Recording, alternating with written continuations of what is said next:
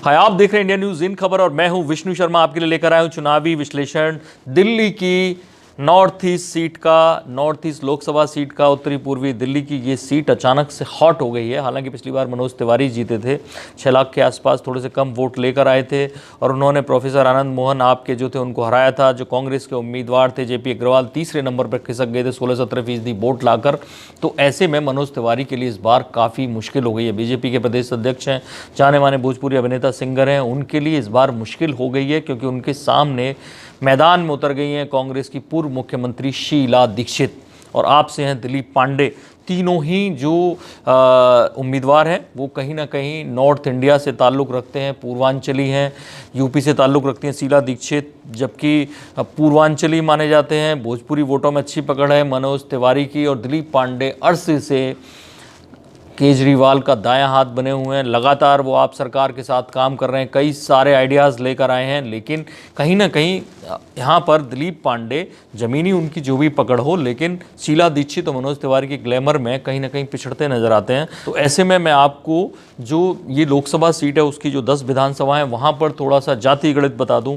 उस जाति गणित में ये है, ये मान के चलिए कि करीब 20% दलित वोट है, जिसमें से 9 से 10% जाटव वोट है और इसके चलते वहाँ पर बीएसपी का कैंडिडेट भी वोट खींचता आया है। ये अलग बात है क्योंकि बीएसपी अभी जीतती नहीं है, तो वो वोट अब बिखर गया है, काफ़ी हद तक वो वोट बिखरता रहा है। 5% वहाँ पर वाल्मीकि वोट भी है, वहाँ पर 4-5% कोली वोट भी है और सबसे बड़ी जो जनसंख्या है एक बड़ी, वो 21% मुस्लिम वोट है। और जो 4 विधानसभा सीट है इस लोकसभा सीट की, वहाँ पर मुस्लिम इस कुब्बत में है कि जीत हार तय कर देते हैं। सीलमपुर, मुस्तफाबाद, बाबरपुर और सीमापुरी।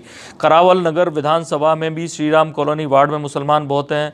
बुराड़ी विधानसभा में इनकी तादाद करीब 25 से 28 हज़ार बताई जाती है। गोकुलपुरी, रोहतास नगर, तिमारपुर, गोंडा में भी थोड़ा बहुत मुस्लिम वोटर है। इस सीट पर करीब 4.5 लाख मुस्लिम वोटर है जो हमेशा से कांग्रेस के साथ रहता था, लेकिन जिस तरह से आपने पिछले लोकसभा चुनाव में कांग्रेस के वोट को एक तरह से बिल्कुल डाउन कर दिया था और मैसेज दिया था, वही फॉर्मूला कि आप कांग्रेस को वोट देकर एक तरह से अपना वोट बर्बाद करेंगे, और लोगों ने उसे माना भी, लेकिन सातों की सातों सीटें बीजेपी लेकर चली गई थी। तो ऐसे में फिर से आप उसी फॉर्मूले को लेकर आइए और उसका सीधा सीधा फायदा मनोज तिवारी ले जा सकते हैं। मनोज तिवारी को बीजेपी ने जब उतारा था तो उनका एक ही फोकस था, क्योंकि यहाँ पे प्रवासी नॉर्थ इंडियंस ज़्यादा रहते हैं, दूसरा दलित वोटर और मुस्लिम वोटर, तो इस फैक्टर को कैसे भी जोड़ना वो किया। एक तो जो केंद्र की योजनाएं थी यहाँ झुग्गी झोंपड़ियों में लागू किया। यहाँ ज़्यादातर अवैध कॉलोनियाँ वाली विधानसभाएं, ऐसी तमाम अवैध कॉलोनियाँ हैं जिन पे आप पार्टी ने भी काम किया और उनके बीच जाकर मनोज तिवारी ने भी जो सेंट्रल की योजनाएं थी उनको लागू करने में दिलचस्पी दिखाई। और प्लस उनका करिश्मा ऐसा है, उनकी जवान में वो बात करते हैं, तमाम सारी चीज़ें उन्होंने की, जिसमें से एक खिचड़ी महाभोज, जिनमें छोटी छोटी जातियाँ और उनके सबके लोग, उनके घर से चावल लाए गए और एक महाभोज खिचड़ी का किया गया।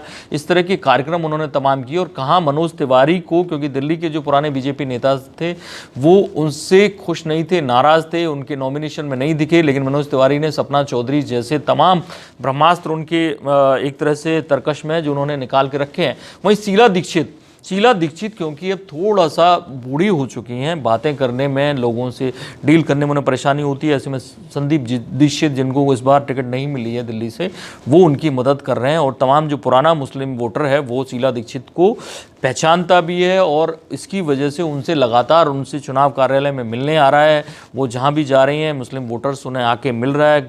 कांग्रेस ये भी सोचती है कि दलित वोट उनका है, इसलिए आपके दिलीप पांडे को थोड़ी दिक्कत हो गई। आपके दिलीप पांडे ने वहाँ काम जरूर किया था, तब ये माना भी जा रहा था कि कांग्रेस के साथ अगर टाई अप होता है तो ये सीट कांग्रेस के हिस्से में जानी है, इसलिए उनका नुकसान जरूर हुआ। लेकिन दिलीप पांडे लगातार, क्योंकि एनर्जेटिक हैं, युवा हैं, वो मेहनत कर रहे हैं, तो उनके लिए मुश्किल ये है कि एक तरफ शीला दीक्षित जैसी दिग्गज हैं और एक तरफ मनोज तिवारी जैसे दिग्गज हैं, और दोनों के बीच में से सीट को निकाल पाना टेढ़ा काम फिलहाल लगता है। असली बात यह है कि जो वोटर मोदी विरोधी है वो कैसे समझे कि जो पिछली बार फॉर्मूला दिया था आपने कि हमें वोट दीजिए तो आपका वोट बेकार नहीं जाएगा, कांग्रेस को देंगे तो बेकार जाएगा। तो लेकिन इस बार वोटर के मन में क्या चल रहा है, जो खासतौर पे जो मोदी विरोधी वोटर है वो क्या सोचता है, ये काफ़ी कुछ उस पर डिपेंड करेगा।